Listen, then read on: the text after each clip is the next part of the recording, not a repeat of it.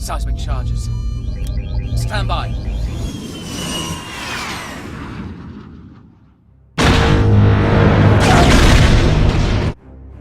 Welcome to another Star Wars Legends lore video.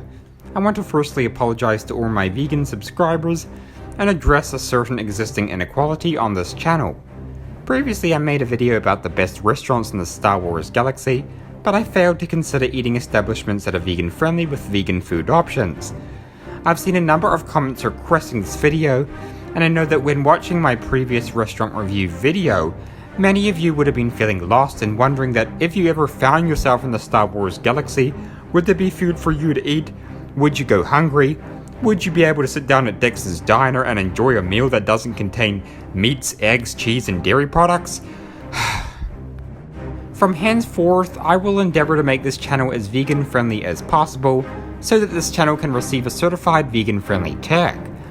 Lastly, before I reveal to you the dining establishments most accommodating to vegan diets, I just want to implore Star Wars Theory, the biggest Star Wars channel on YouTube, the beacon of all Star Wars knowledge, to stand with me in producing content that showcases that in fact, the Star Wars galaxy is and was a place friendly to vegans.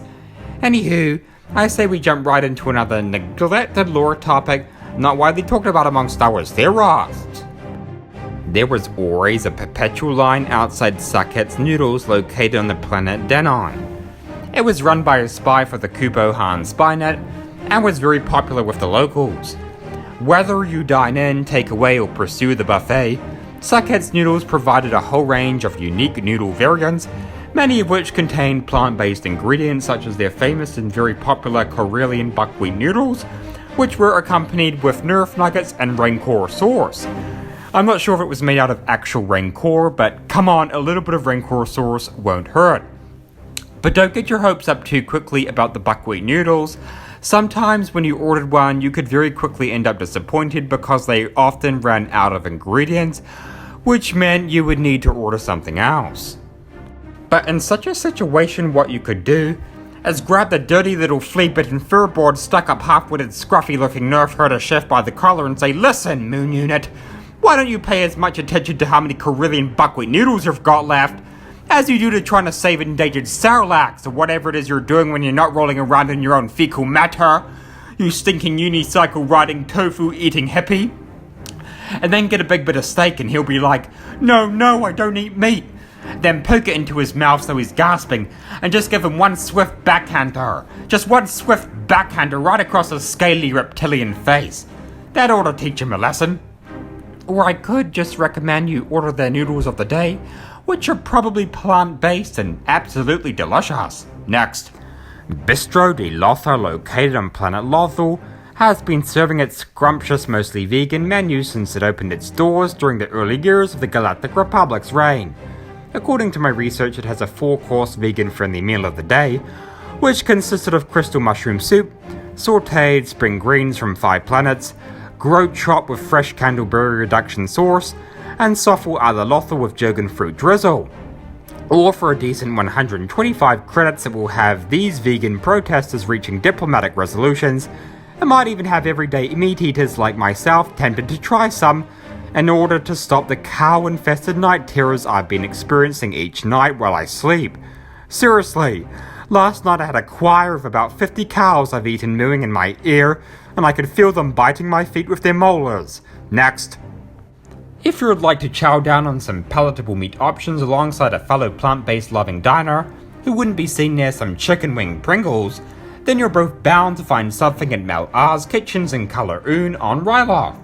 The restaurant was opposite the main landing area in Kalaun, built into a large cave complex, and designed to look like a cantina from the outside. The main dining room was lit by fungus lanterns, which was a great way to reduce the use of plastic materials that polluted the galactic environment, and accumulated in Sarlacc pits. Hounded by the clever chef Mel Aas, she pushed plant-based meals to all it could be with dishes which included rye-crit stew, fermented fungus ale, and munch fungus bread. Don't order their raw munch fungus in warm broth though, it will be a huge mistake. Next. When the occasion calls for fine dining, look no further than the Snack Munch bubble located on Naboo and Utuganga, which was a fast food restaurant that offered various crunchy foods. Not eating meat certainly won't hold you back here, with their chupa chips and Adamos chips. Adamos was a plant originally found on Dagobah, and was either burned or used as natural fuel, or eaten as a spicy spongy snack. Adamos chips in particular were eaten in many Gungan cantinas and snack munch bubbles, so it won't be hard to come across this plant-based delight. Excuse me, but do these Adamos chips contain animal-based products in them? Oh, you're vegan? Why, Misa am. I feel a great disturbance in the force. Next, for those that wanted to eat plant-based without any inkling that it might not be, the Jedi Temple main house, which was a dining establishment located in the Jedi Temple on Coruscant in the waning years of the Galactic Republic, provided various dishes for those within the Jedi Order, meeting the many specific dietary requirements for intensive training and off-world missions.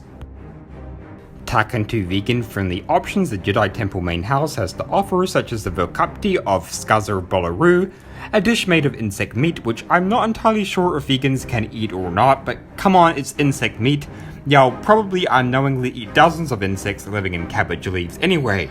Although if I'm wrong, we better get some special forces down at the Jedi Temple ASAP to quell an oncoming vegan rebellion staged by some of our plant-based Jedi.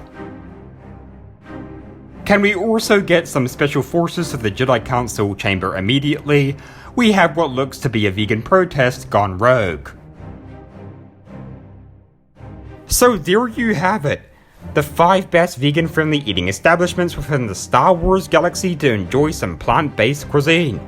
As you can see, the galaxy was full of endless dining opportunities. I hope you enjoyed this video, and stay tuned for the next. And remember, be happy. We lost the transmission, sir.